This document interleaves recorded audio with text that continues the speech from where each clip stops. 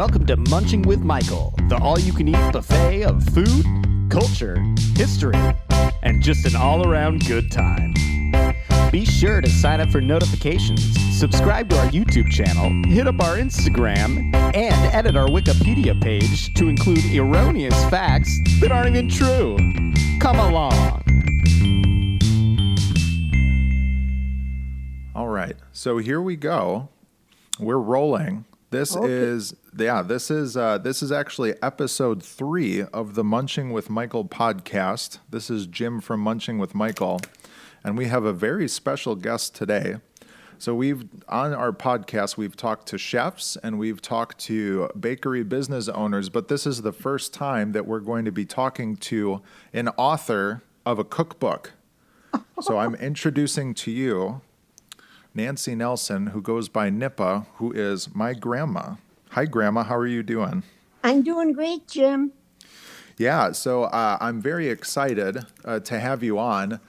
So for a little bit of a backstory of how this came along, one of the gifts that I got from you from Christmas was a cookbook, which I have entitled, well, I didn't entitle it this, but it's titled Love from Grandma's Kitchen is the name of the cookbook. I've decided that's the name of it. That's a good one. Yeah, it's a good one. And in it is filled with, I feel like a dictionary or an encyclopedia of memories that I have of growing up over at your place on Mackinac, browsing through this cookbook, were all these recipes that I grew up with. I felt very familiar with them, and so I said, my goodness, this is great. I just have to get you on to talk about this awesome book and this awesome gift. So yeah, welcome to the podcast. Thank you for taking the time to visit with me. I'm glad we were able to overcome some technical difficulties to get this rolling. I am too, Jim. Yeah. And I just have to tell you, this is one of the highlights of being a grandma. That's right. Yeah. Well, one thing, so, all right. So on that, being a grandma, one thing that I wanted to touch on first of all is, tell me a little bit, how did this cookbook come into play? Where did it come from? Can you just give me a backstory of where the idea came from? Sure. I have a daughter-in-law named Christina who approached me and said, how about getting some of your recipes together and putting them into a little booklet form and giving them to the grandkids for a gift. And I just said, sure, that would be great. And wouldn't you know it, she, through the months, took different recipes that I had and was compiling them. And next thing I knew, she was doing all this work of getting the recipes in order, or whatever you want to call it. And what she did was get them all into a book. And somehow through Walgreens, believe it or not, she was able to get some of the favorite recipes and get them printed out and put into a book form. Well, that's awesome. And I got to say, I absolutely love it. It was the favorite thing that I got. And I would love to read the foreword just so the listeners have an idea of how the book starts. Okay. Just a little note. And then we'll dive a little bit deeper into it. But this wonderful note that you included, which is the foreword of the book, it says, all of these recipes have been tested and used in a kitchen once operated by your grandma between 1951 and 1997. Some are old family recipes, some have been given to me by old friends, and some have been stolen from magazines and newspapers without consent of the author. Happy cooking. Added note, if you're ever in doubt whether to try a recipe, just go for it and feel free to tweak it in whatever fashion you choose. It can be fun. Love and prayers, Grandma. So what a wonderful note to start off the cookbook, and what a great idea by Christine. I think this is just such a fantastic gift, and certainly there's a lot of, I feel like there's a lot of wisdom bestowed in the pages of this book. Do you know how the recipes, the selections were made to go in there? One of that I remember, I think the one with the corn, um, Texas hash is the name of the recipe. Yep. And my sister-in-law, when we were younger and our families were young, had this recipe that she got from someone in her family many years ago. And it was a recipe that all the grandkids loved, and it just sort of fit right in. So easy to make and so easy to tweak if you want to, or tweak if you want to add more tomatoes or more tomato sauce or more rice. You could just sort of do your own controlling of the recipe, and it was fun, and it's still fun today to make it. Ah, that's wonderful. I think if there were to be one kind of iconic grandma dish, it would have to be, I would say it would have to be Texas hash. I feel like most people would agree with that. So, as this cookbook being kind of a culmination of experiences over the years, one thing I wanted to talk about was, and we would be going a bit back now, but I wanted to talk about what food was like in your kitchen when you were growing up. So, like this book, I have a lot of memories from my childhood that came down from you, but I was wondering, what was it like in your household growing up? When you were a little girl, what memories do you have of the kitchen, or what was the kitchen like? Old wooden kitchen table and chairs, uh, a gas stove, old-fashioned kind of gas stove, and the oven. And you know what? It did the trick. We cooked on, or my mom cooked on it. And when I, when Grandpa and I got married, that's what we used, the old-fashioned kind of stoves. When I see stoves today, I can't. They look like something from outer space to me. So Yeah, I'm still into the old kind, but sure. it was. We did find the family grew up healthy and all done on the old-fashioned kind of stove. Yeah, what kind of dishes do you remember? Do you have any specific memories of any dishes? Um, Food. Well, let's see. Yeah. There there there weren't any of the fancy things that the young folks use today, the pre-cooked stuff, and um, it was all start from scratch mostly. Mm-hmm. Mm-hmm. And I remember making gravy. Some families used flour and water to make the gravy, but somehow in my family, the only thing you could use to make gravy was cornstarch and water. Mm-hmm. And to this day, I still use it. And maybe some of the kids still use it. I don't know. But nowadays, they got gravy coming in little plastic packets in the store. That was unheard of back then.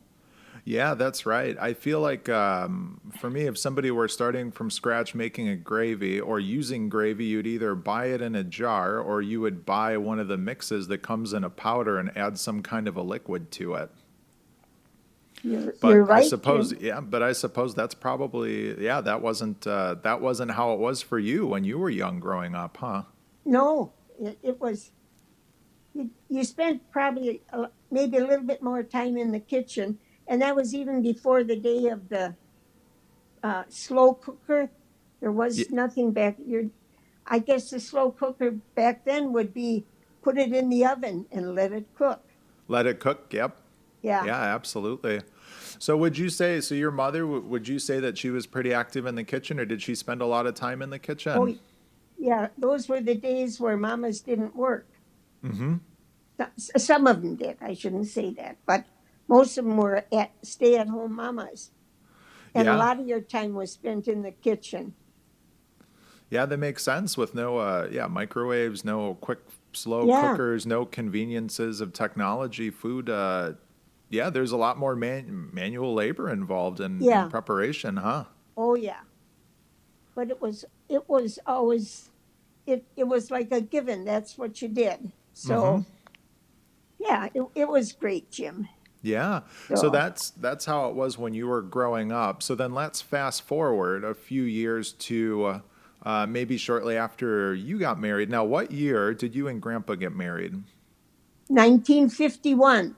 1951. So that would have Yeah. been, let's see. So he would have been, was that before or after he was in the service? Was that That was before he took off? before he went into the service. Okay. So he got you locked down before he took off then. Yes, he did. That's right. That's a good way to put it. Yeah, that's right. Yeah. And then, okay, so that would have been the early 50s. And then when did you guys, well, actually, I should know this. I'm trying to pluck together. I won't say any years out loud because I don't want to, date anyone. But so then shortly after he got back, you guys would have started the family then, correct? Right. Yep. Immediately after. Yeah. So then can you tell me a little bit about that? Because you have 4 children. Yes. And they're all pretty close in age, aren't they? Within, I'm trying to think, within what? We had 6 4 years? of them in 5 years. 4 of them in 5 years, yeah. Yeah. So then tell me a little bit about the kitchen that you kept when you guys were raising kids, because let's take a look here. According to the book, yeah, that kitchen would have been active starting in 1951. So Yeah. when Grandma's Kitchen got founded, it would have been Mama's Kitchen, but ultimately would wind up being Grandma's Kitchen in 51. Yeah, tell me a little bit about that, because yeah, having to work on food for 4 young kids, that's no easy feat. Yeah. Would you believe we lived on North 28th Street in Milwaukee, and we had I loved the kitchen there because it was a big old-fashioned kitchen with kitchen, the big table and the high chairs and stuff. And it was really a good place because when you did your cooking, usually the kids were always around, and it was a bright and cheerful kitchen, and nothing. The stove we had was just a plain flat top stove, whereas my mother's stove, I remember back then, was more like an H shaped. You had the square oven on one half of the oven was on top. It things have evolved, Jim, a whole Hmm. lot, and it's been fun to see that all happening.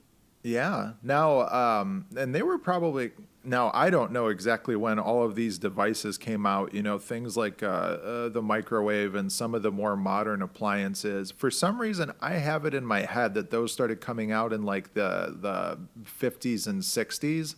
Right. But were there, because there probably would have been some differences in your kitchen and some of the things you were using compared to what your mother would have been using. Totally. Yeah. So with the And newfangled oh yeah, go ahead. no, I was the microwave. I remember when that first came out, it was big. We gave it. Uh, that's when you. Let's see. I'm trying to figure this out, Jim. 1979 is when microwaves were really getting popular. Okay, so I'm trying to see. So by that point, They let's were see. big. Yeah, They they were were big. probably close to 18 inches or 24 inches by 24 inches. They were big microwaves, and they were expensive. Mm-hmm. Mm-hmm. Yeah, I think for a microwave, our first microwave, I think we paid close to $500 for it. Is that right? I Yeah, had no and idea. I then guess I've never purchased one before, or I've never had the need to, so I have no idea what they cost. I don't know if they still cost that much now, but yeah, no, that's a they pretty don't. major Now investment, they're huh? yeah, and now they're only about. Well, you can buy some for small ones for maybe $100 or under. Mm-hmm. So that's changed. Yeah, that's for sure. So then, so microwaves, if that's late 70s, then those weren't available for while the kids were growing up then. So you were just slugging it out in the kitchen. Yeah, right. So what kind of stuff were you making primarily? Or like when they were younger and things like that. What You would have know what? like a typical day been like in the kitchen? Were you working on like breakfast, lunch, and dinner for the kids, just going all at Yeah. it? Did you I put don't, them you to know work what, doing Jim? anything? There wasn't even, I remember the first McDonald's that we took the kids to when they were little. There were not the fast foods, they just weren't around. And then they finally opened up a McDonald's. And I'll bet you love that. Well, I don't know Oh, if you guys went to McDonald's, but I'll bet the thought of grabbing something quick and cheap was pretty appealing. oh yeah, yeah. And the only times you'd really take your family out was maybe for one of their birthdays. Uh, Yeah, and probably their a special occasion, right? Because going special out, occasions, yeah. were there places where you could go to just grab like a quick bite or something like that? Because now you've got, various like tiers of fast food and you've got kind of, I don't know, there's a huge range of stuff that you can go out and get. Were there things like that too? Or was it mostly just, yeah, like a restaurant? If you were going out to eat, it was a restaurant. You didn't go out to eat. And Yeah. the first I remember Big Boys, and I even remember where I can remember the streets and when they first opened. I mean, it was a real big deal when one of them opened up around here. Mm-hmm. So that was, I guess that's the beginning time of when it became a little bit easier. It, Yeah, I guess so. When things yeah, start becoming a little more convenient. yeah. Mm-hmm. And finances played a lot into it because it was, I remember McDonald's were 20 cents maybe for a hamburger. Times have changed. Oh, have they changed? Yeah, that's for sure. So when Yeah. those fast food restaurants started coming out, because right now, I feel like the way that we feel about fast food, it's like if you've got a few bucks and you just need a meal and kind of fill up, fast food is a good option. When fast food first came out, do you remember it being like that? Is like a cheap way to, just get a meal for a bunch of people, or was it more of like a specialty occasion? Like, was it a little bit more expensive than fast food is now in those days? Back then, when figuring in the wages and the size of your family, it was a lot of it had to do with more like special occasions Mm-hmm. to go to a McDonald's or a Big Boy. Yeah.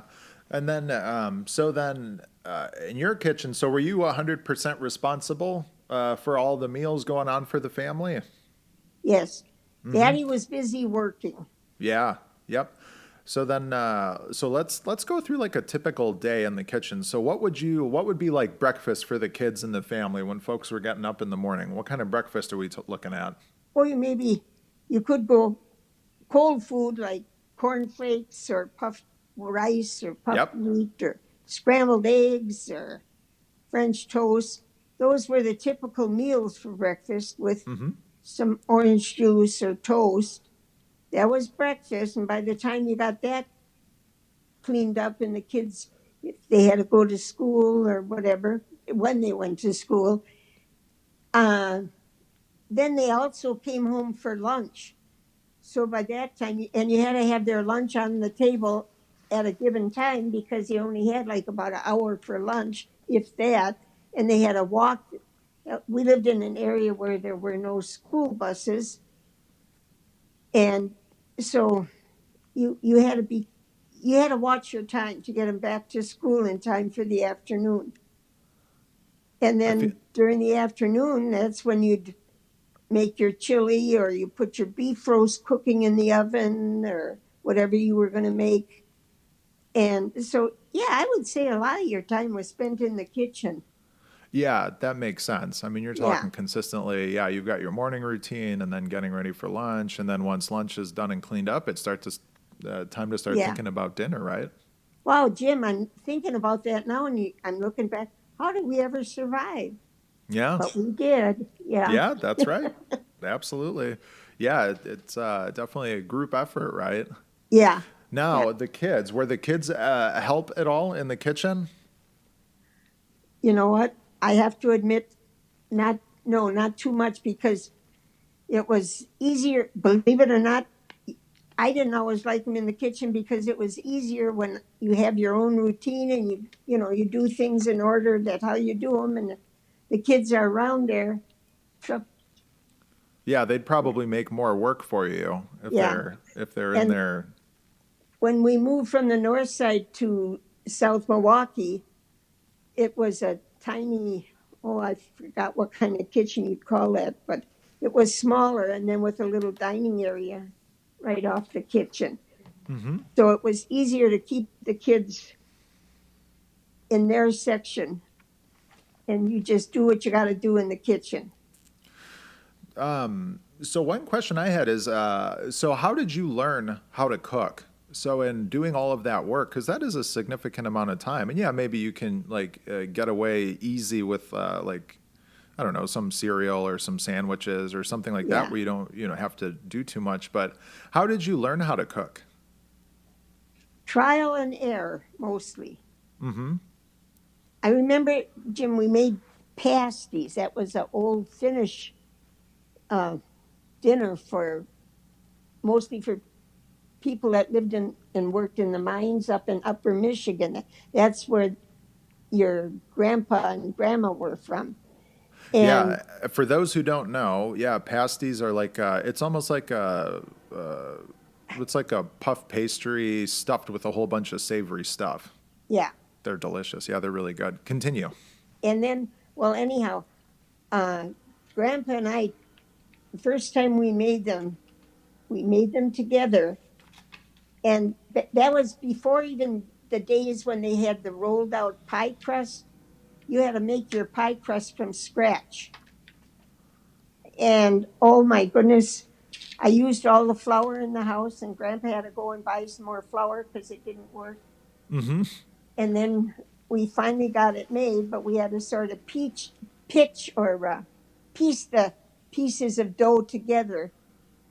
You can buy pasties in the store already made for you now, but Yeah, it they're took hard to us come by. all. So then, do those would that come from recipe books or would it come from word of mouth or because I mean now I think about it like I any recipe that I make I just pull my phone out of my pocket, Google it, and I've got about 50 different recipes. If I want to watch videos, I can hop on YouTube and watch a Oh boy! video. Like I don't have to do anything. Everything you could ever need to know is literally sitting in your pocket at all times. Wow. So when you were, yeah, so learning how to cook, where would the recipes come from, or how do you go about learning new things? A lot of it came from family members, and I remember the pasties. Those I learned uh, from your grandma. That was old family recipe stuff, and Mm-hmm. you could have a big group or a small group, and you just roll out the dough and keep. One made the dough, another one did the peeling of the vegetables, and another one did the filling of the pie crust with the stuffings, and that came from the family and or from handed down from actually generation to generation. And some of the casseroles were also from generation to generation.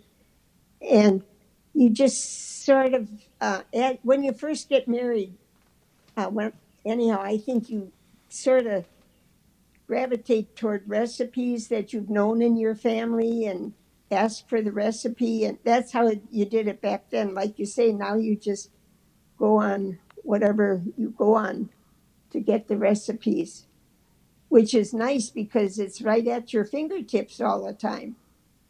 And there was a lot more telephone conversations when you were trying a recipe for the first time.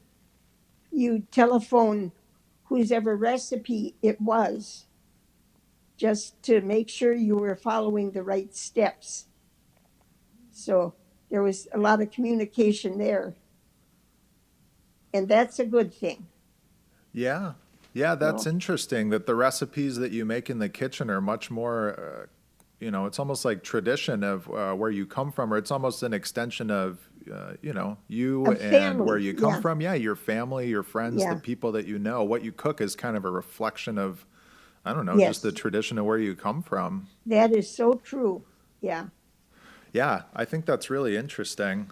And even in this day and age, Jim, you can tell the remnants of the old family recipes because they still exist in people's memories and in some of their old recipes. Yeah, and I think that's one of the things that made me so excited when I got this cookbook or thought it was such a good idea. Because, like you said, I look through Yeah. some of these recipes and, that's what I remember eating growing up. And then that would have been probably, similar dishes to what, your kids, my Yeah. parents would have been growing up. And, like you said, where you inherited that would have been from family members, friends, things like that. We don't need to talk Yeah. about the ones that were stolen from magazines without consent of the author. I think, Thanks, Jim. yeah, we won't. Maybe I'll edit that out so people don't come looking for you on those. But I think that's really what's really exciting is to have something physically tangible that kind of ties you to where you Yeah. come from and things like that. And the So, one thing I remember, Jim, is when you try a recipe for the first time, like I say, don't be afraid to tweak it, or if you're without one of the items that you might need, don't be afraid to substitute it for something different. And that's important too, because otherwise you're stuck at home and you don't have any way to get out to the store to get what you need. Hopefully you'll find something in the house that you can use in place of. yeah, yeah, and I'm really excited to try out some of these recipes. Yeah, because Good. there's a good mix. There's some hot and cold dishes. We've got desserts. We've got Yeah. all kinds of stuff. Yeah. So, one thing that I wanted to do is I wanted to just highlight some of the recipes that were in here. And Yeah. if you had any words or any thoughts on them, I would love to hear that. Okay. Okay, so these are the ones that these are kind of the quintessential ones that I think of you when I read the recipe. I just thought of you. One had to be tuna casserole. Oh, I feel like, yeah. So go ahead and talk a little bit about tuna casserole because I feel like you've probably made that, I don't know, thousands of times. oh, when the kids were little, yeah. And that was before it was really real popular to make uh, tuna salad. Nowadays, tuna salad seems to be a popular thing at gatherings. But tuna casserole, that somehow I look back and I think that was a lot of Sunday evening meals, that tuna casserole. Hmm. And I And think of a tuna casserole. I also feel like that's a good summer dish, or like when it's hot outside. I think of tuna casserole. That's just me. yeah, I mean, it'd be good anytime, but yeah. Sunday evening dish. Okay, going down to the next one. How about Dad's Fabulous Veggie Soup? Oh, that is something I hope all of my grandchildren at some time in their life make that soup because it was the best. And that he would work on that all day. He was in construction, so in the wintertime he'd have a lot of time off.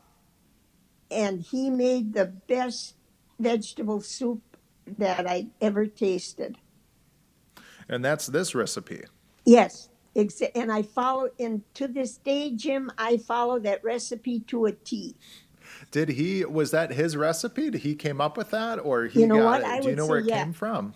your grandpa loved to cook. I was so lucky because, and he always went for a spit shined kitchen. He, and after he got through cooking, God bless him, he would clean that kitchen. I was always so happy when he was in the kitchen because I didn't have to clean up after him. Yeah, and that's funny. Before when I called you this morning, Yeah. we were talking about how that trait seems to have been passed to some of your boys as well. Yes. Yeah. That's the Uh, total package. When you can get somebody that'll cook the meal and then have the energy to go back in there and get the kitchen back to mint condition, that's a good yeah. trait to have. Jim, I always say I was totally blessed by your grandpa because he always liked a tidy kitchen. Hmm. He'd, in fact, one of the things I think it even used to bother our daughters when you clean up your table after supper, and if you didn't use a utensil, a fork or spoon or something, sometimes they'd take the clean silverware and put it back, well, not with your grandpa around, because that's been put out, you use it, even if you don't, you still goes and gets washed. And that was before the days of dishwashers. So, oh yeah.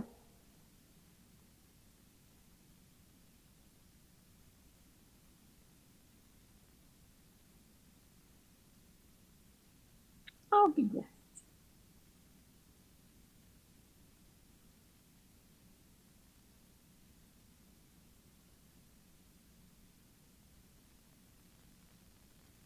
Terribly. Yes. Yeah. Me too. Like if I see two dishes stacked on top of one another, it to me just seems, yeah, that triggers me. And I don't, Yeah. maybe that's where it comes from. I'm not sure. It's genetic. Yeah. Ooh, Alyssa's back. So Duke is saying hello.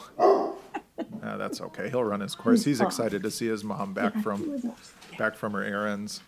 Oh, But well, that's good to know. So I will definitely remember that when I try out the veggie soup recipe, and I will remember, Jim, you will and love it. I will take some time to reflect on it too. Now that I Good. know it's not just a soup recipe, there's a lot more that goes into it than just that. And your grandpa will be smiling down at you. That's right. And Yeah. then there was one other one I wanted you to talk about because I think it's probably the most synonymous with you as far as I'm concerned. But Texas hash, can you talk about Texas hash a little bit? Yes, that I learned from my sister-in-law when I was when I was first married, and it is so simple.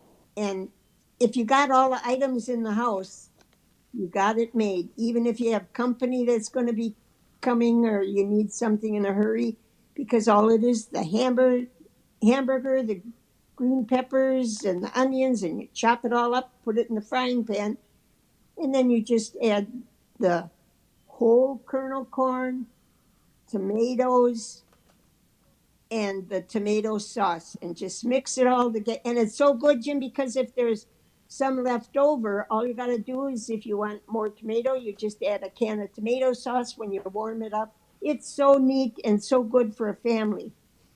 And that one came from your sister-in-law. Yeah, I didn't know that. I did not yeah. know that. Yeah, Her they all name came was from someone. her name was Dee, and she got that from her mother. Yeah, and I'm looking at it now, and for people who are listening at the recipe, it's basically exactly what you said, where it's kind of, and I see, it seems that there's kind of a theme with a lot of these recipes is that you're kind of mixing stuff up, and then it's going in the casserole dish. You bake Yes. that in the casserole dish. Yeah. I feel like I recently picked up a new casserole dish too because we didn't have one. So in preparation of making some of these recipes, I said, well, if you're going to be making some of these, we need to get a new casserole dish. Yeah. I feel like a lot of these recipes are really good examples of what people think of as like a classic Midwestern hot dish. Like Yeah. I say hot dish. I've said that to a lot of people, maybe out west in Arizona or in Texas, and they just look at me. They don't know what you're saying if you say hot dish, and you just say, oh, well, that's like what you bring to a church potluck. You bring a hot dish, and then their Yeah. eyes glaze over because they don't know what you're talking about. And I Oh, think, and here are some good examples of what you could definitely call a hot dish. yes. Yeah. I know that when I got it, I was paging through the recipes because I recognize a lot of them, but some of them I wasn't familiar with or I didn't remember specifically. And I think the one that we're most excited to try is the Reuben casserole. There's a recipe for Reuben casserole in here, and it looks phenomenal. I think my mouth started watering when I was reading it. The taste is just really good. Yeah. Yeah, we're excited to try that. So that'll be one that we'll try. That and the vegetable soup, I think, is probably Yeah. those are the two high up there. Oh, that's good. So, So, well, I'm trying to think if there's anything else. I always have a list when I start, yeah. and we've made it through the list pretty well. So I just want to say thank you so much for taking the time to just share some of your stories from growing up, giving us an idea of what it was like in the 50s and 60s running a kitchen, and just giving a little bit of backstory to this wonderful gift that you gave. And big thanks to Christine as well for putting this together. I think it was just so much fun to read It through, and was. such a wonderful note attached to it, and just a wonderful thing to have. And I think it's just so important to be able to kind of have access to these recipes, just to kind of understand the tradition of where you come from, you know? Yeah, yeah. And I think you'd probably say most of those are Midwestern. Classic Midwestern hot dishes. For those who Yeah, don't know, a hot dish. yeah. So, So, thank well, you. thank you so much, Grandma. I think that's going to wrap it up for the podcast. We can keep chatting Okay. after we're done here. But thanks, everybody, for tuning in for this very special episode of Munching with Michael with our first author, Grandma Nippa Nelson. And here at Munching with Michael, you got to say this too, Grandma. But when we close it out, we always say, everybody out there, keep eating good. So go ahead, Grandma. Go ahead and say, Okay. keep eating good. Keep eating good, everyone. Oh, thank you so much. Okay.